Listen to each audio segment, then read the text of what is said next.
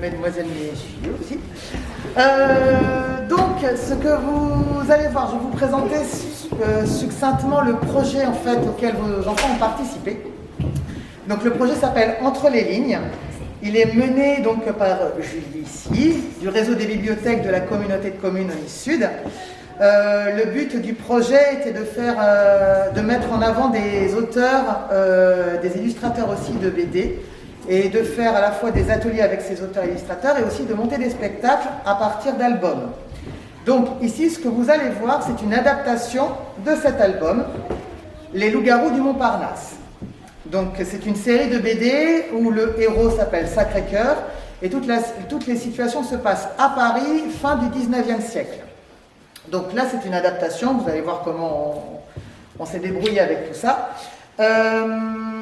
Que vous dire? Donc là, oui, le projet donc, a évolué parce qu'avec les situations particulières que nous vivons, on a repensé le projet. On a été accueillis donc par Nadia et donc le centre social, le centre de loisirs. Le centre de loisirs.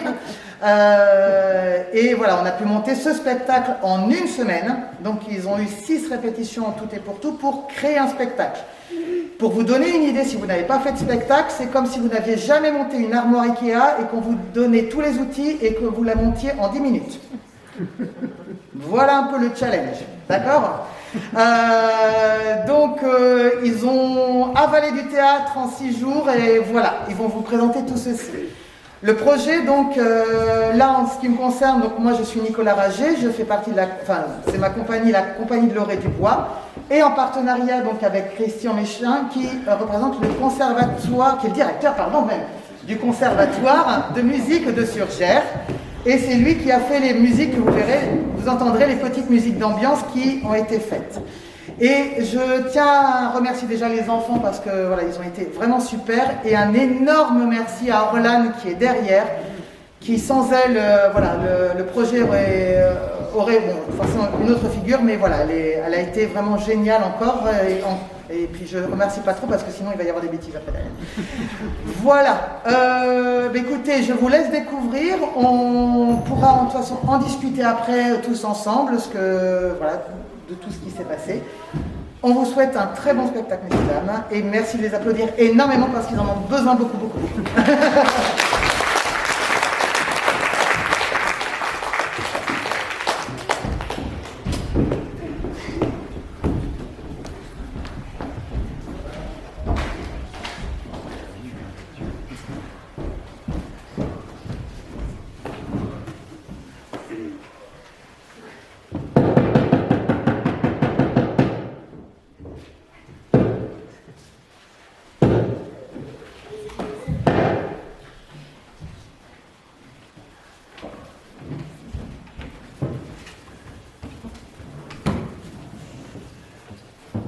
Mesdames et messieurs, mesdemoiselles, mesdemoiselles, vous allez suivre une aventure fantastique de Sacré-Cœur.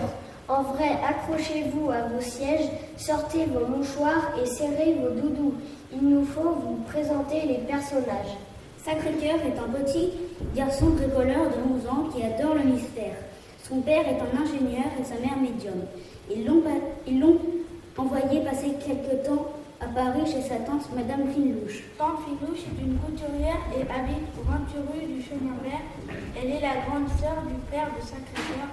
Elle ne sait pas ce que son neveu fabrique à la cave, mais elle se rappelle que quand il était petit, le papa de Sacré-Cœur était lui aussi toujours en train de bricoler. Monsieur Parocchio habite au 6e étage du 28 rue de Chemin Vert. Ses origines italiennes lui donnent un accent chantant. Il est toujours très élégant et particulièrement fier de sa moustache dont il prend grand soin. Abigail est une petite fantôme qui a quitté l'Écosse parce qu'elle ne voulait pas faire peur aux enfants. Elle est devenue amie avec Sacré-Cœur. Mimi est une petite chauve-souris assez peureuse mais qui sait se montrer courageuse pour aider ses amis Sacré-Cœur et Abigail.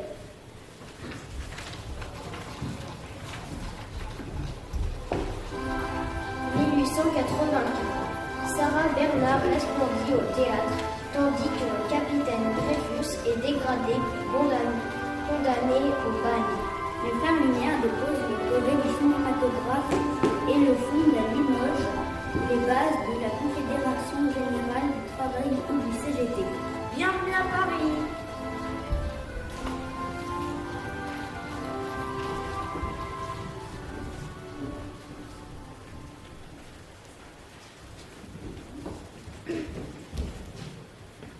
Le quartier Montparnasse et sa gare. La nuit, la lune est ronde et rousse.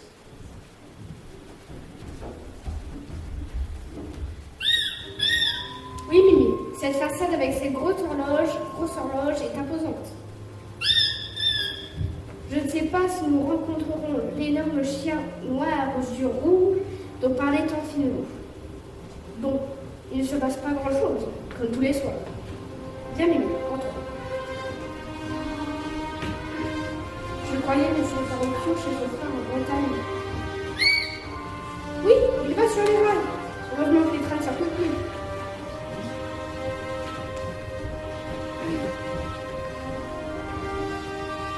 Je dois avoir l'habitude. Je ne sens pas ma mauvaise. Monsieur Tarocchio. Monsieur Tarocchio. Monsieur Tarocchio. Mon cœur bat la chamade sans toi, Mimi.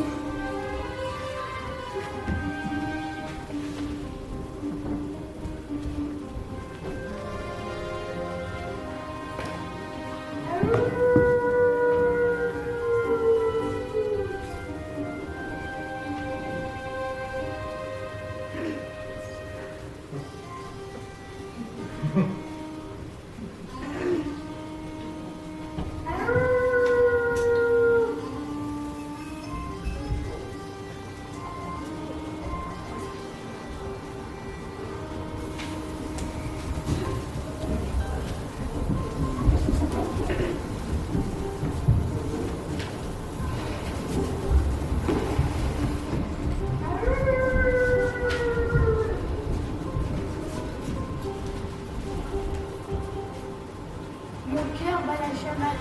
Sans toi, Mimi, il me du Sacré-Cœur contre eux.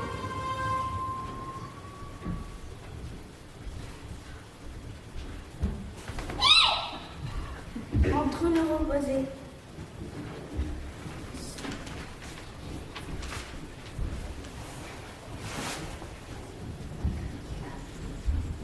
Les deux amis rentrèrent et firent un sol digne des lois. Le lendemain matin, Sacré-Cœur monta prendre son petit déjeuner.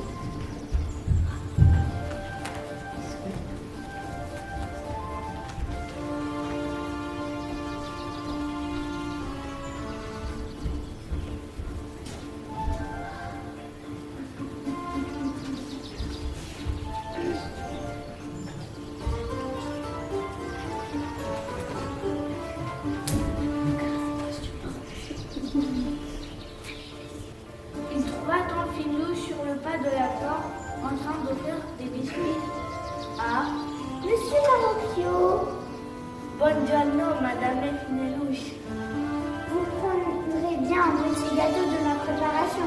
Comment se porte votre frère? Vous avez fait beau voyage, le train n'était pas trop en avance. Ah, Sacré-Cœur, tu es levé? As-tu déjeuné? Monsieur Tarocchio, êtes-vous content de votre séjour chez votre frère breton? C'est une merveilleuse région, un mystérieux et envoûtant. Je me suis beaucoup promené le long de la mer, dans les forêts. C'était les grands airs favorites. Mais voilà bien quelque chose de mystérieux. C'est la première fois qu'il prend du temps pour me reposer et il ne sait pas. Je suis plus fatiguée que si j'avais travaillé d'arrache-pied. Oh, j'espère qu'il ne vous arrive pas la même chose qu'à mademoiselle Mulot le jour. La pauvre était libre comme un ange revenant de la blanchisserie. Elle disait que le sommeil ne la reposait que bien peu. Il est vrai que je n'ai pas bien dormi ces derniers jours, je ne sais pas pourquoi. Voulez-vous que je vous prépare de la camomille et du tilleul? Cela vous détendra, c'est mademoiselle Moscovitch rapporte de ses promenades. Elle est passionnée par les recettes à l'ancienne. Oh, mais je dois me dépêcher, sinon je serai en retard. Un dernier macaron. Non, merci, madame infirmière. Il ne faut jamais abuser des bonnes choses. Au revoir. Bien mangé, Sacré-Cœur. Je peux descendre dans mon atelier, ma tante? Encore, c'est effrayant comme tu ressembles à ton père. Je me demande comment tu fais pour ne pas devenir aveugle. Bon, ce sont tes vacances après tout. Mais ne cours pas dans les escaliers. Oui, ma tante.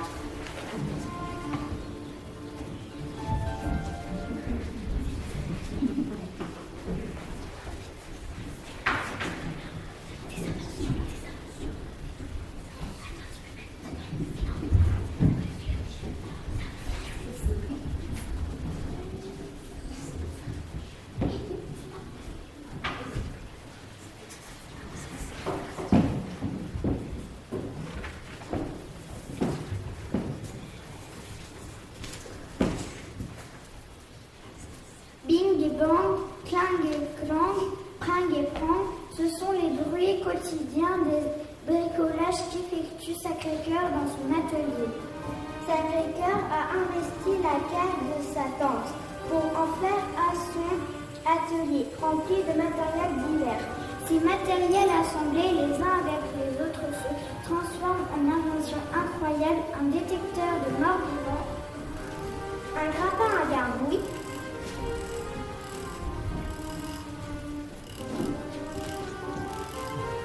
une lumière anti-fantôme,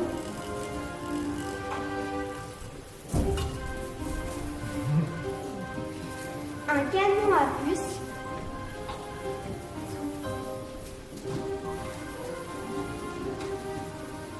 ce jour-ci, Lison, une jeune voisine de l'immeuble, et Abigail, la petite fantôme écossaise, jouait à la balle. La pauvre Mimi, exterminée par la nuit, agitée, dormait à point fermé.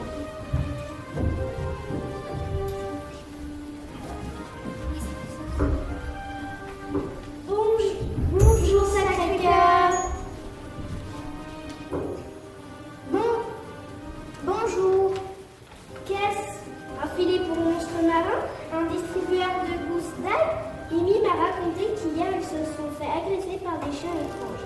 Ce soir je vais avec Sacré-Cœur. Trop dangereux, Abigail. Je te rappelle que je suis une fantôme et que je ne risque pas grand-chose.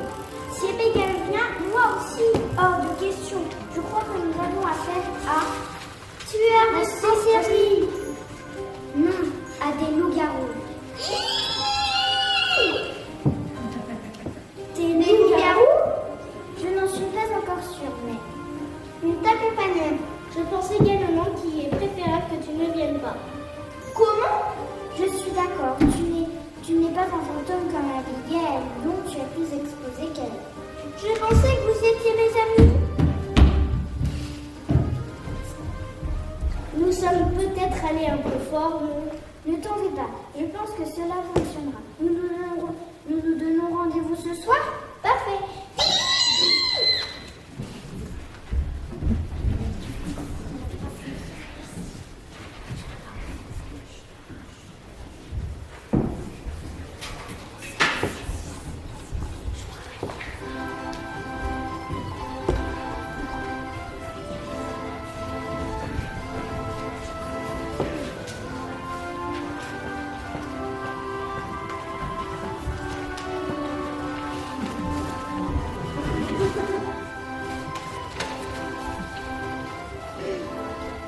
Dans les rues parisiennes, la nuit, la lune est ronde et rousse.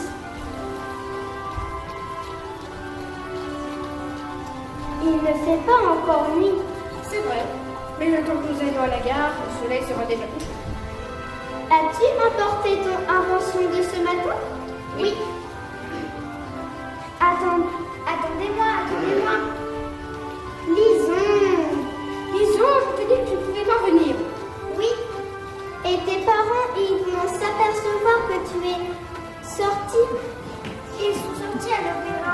Et c'est ma cousine qui est venue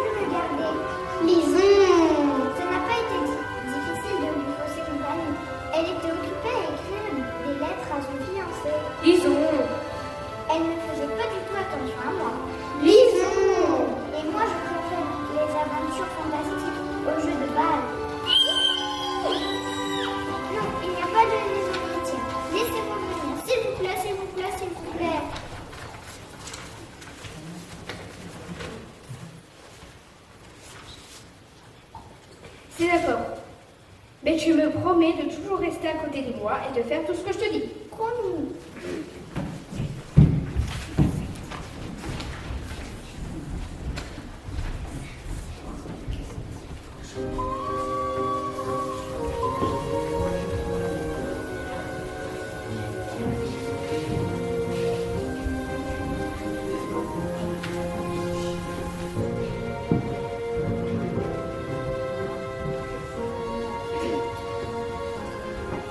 Le train en provenance de Grandville arrivera à 24. Le train en provenance de Grandville arrivera à 24. La petite Julie attend ses parents en face de la voie 1. La petite Julie attend ses parents en face de la voie 1. Et tu vas faire rond devant mon nez, mon cher. Dépêche-toi, René, dépêche-toi. Maman, c'est quand on arrive. Julie, Julie. Et s'il te plaît, aucun commentaire sur le collègue de maman, ça. Et c'est là que je joue pique et je rate la mise si tu avais vu la tête d'Antoinette.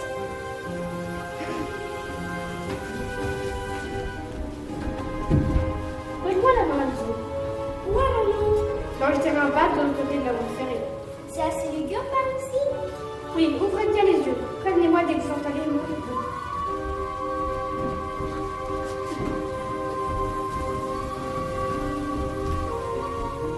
Tiens-moi la main, Lison. Sois sage, Lison. Tu ne devrais pas venir, Lison. Je vais leur montrer que je suis indispensable. Comme ça, la prochaine fois, ils seront obligés de m'emmener. Petit loup-garou. Je suis très très courageuse. Petit loup-garou. Je suis très très grande aussi. Petit loup-garou. Petit loup-garou.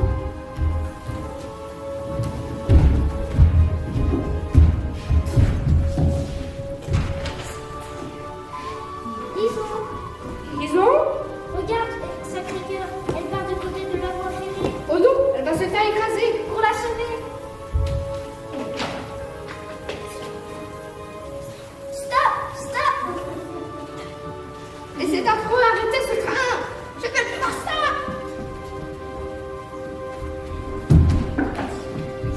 Les roues sont bloquées, les roues sont bloquées.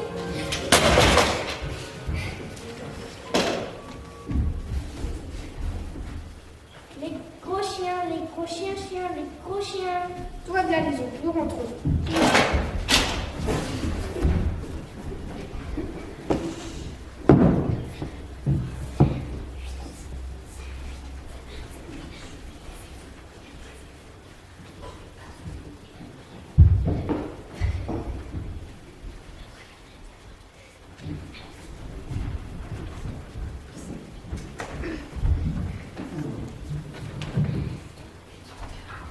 Accident spectaculaire à Montparnasse. Un train passe à travers les murs de la gare.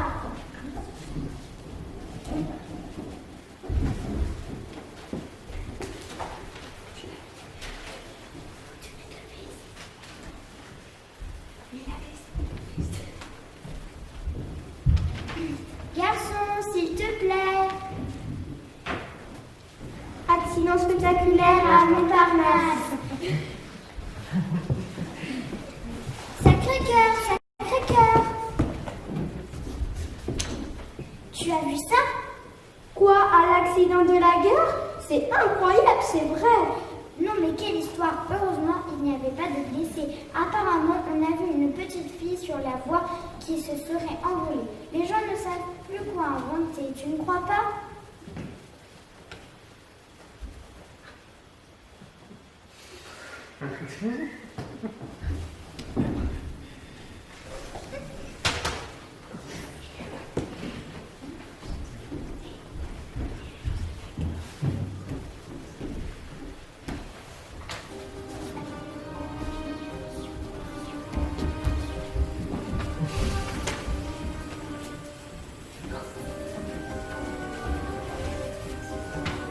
Bonjour, Sacré-Cœur. Bonjour, Abigail. Toi, tu penses encore à Lison? Oui, c'est par ma faute que tout cela s'est arrivé. Qu'est-ce que tu racontes? Lison voulait absolument venir et tu avais commencé par dire non. Bon, pendant que tu dormais, je suis retournée à la gare et regarde ce que j'ai trouvé. Une épingle à cravate? C'est celle de Monsieur Tarocchio. Exactement. Cela ne te donne pas l'envie de résoudre affaires? Sacrément, oui, où ai-je mis mon almanach? Ici pour toi. Parce que... Oh non! Quoi? Ce soir, c'est le dernier soir de pleine lune. Mimi et Abigail, nous devons retourner à la gare Montparnasse avec ma nouvelle invention, celle-ci.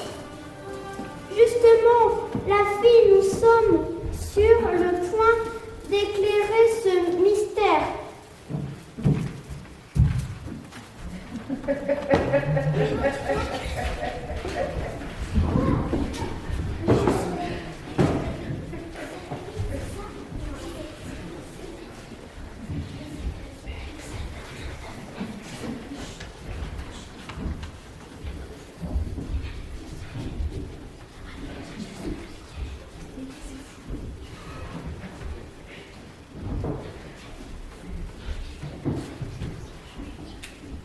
La grande horloge perchée en haut de la gare indiquait 11h30. L'heure du crime. Mais non, c'est minuit l'heure du crime. Sauf qu'à minuit, l'histoire sera terminée. Non, mais dévoile la fin pendant qu'on y est. C'est parce que tu dis que minuit, c'est l'heure du crime. Alors que l'heure du crime, dans notre histoire, c'est 11h30.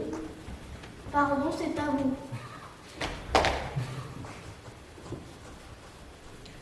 La pauvre Lison n'est pas encore remise. Moi aussi, j'ai un peu peur. Allons nous cacher derrière la paroi de verre de l'horloge. Les minutes qui suivirent furent lentes à passer. Très lente. Trop lent. Quand soudain, dans la pâleur lunaire, Ça se dit, ça? je ne sais pas, mais c'est l'ambiance. Monsieur Farah.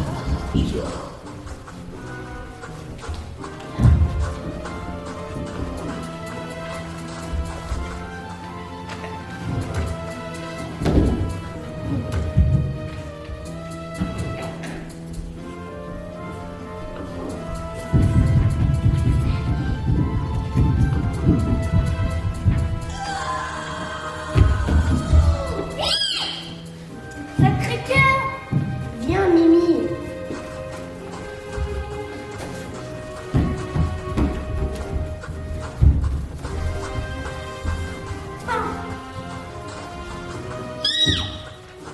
Attends encore un peu.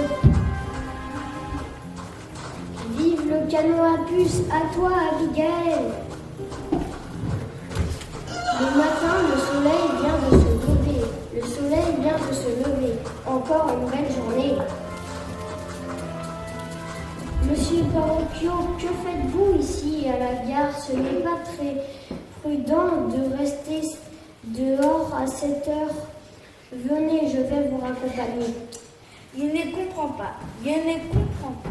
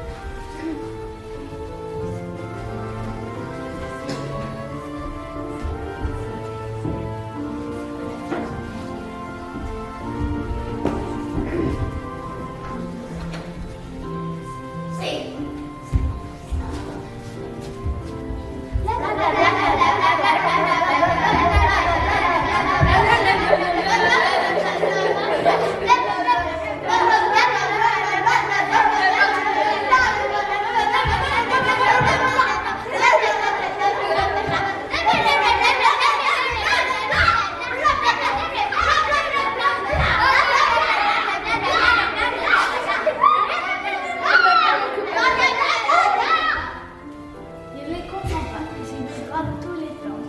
Quelqu'un dit Madame Moscovitch? Pourtant, je l'ai invitée à notre repas de l'immeuble. Je l'ai aperçue hier. Elle ne m'a pas dit bonjour. Elle fabrique des potions dans ses marmites. Dans ses chaudrons, je te dis. Vous inquiétez pas, je vais aller voir.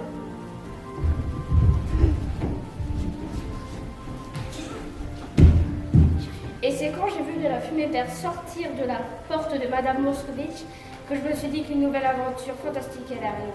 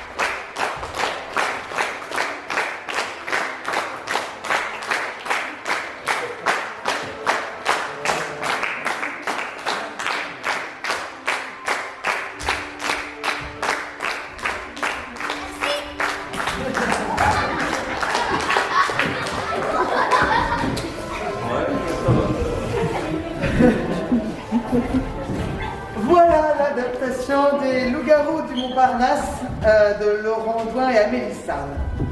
Mais voilà, écoutez, avec les aléas du spectacle, en tout cas, merci beaucoup. Je vais rallumer les lumières, les enfants pourront descendre et puis on va pouvoir discuter. Voilà, si vous avez des questions, voilà, des choses, des partages, avec grand plaisir. Je perds mes mots. Voilà. Merci encore.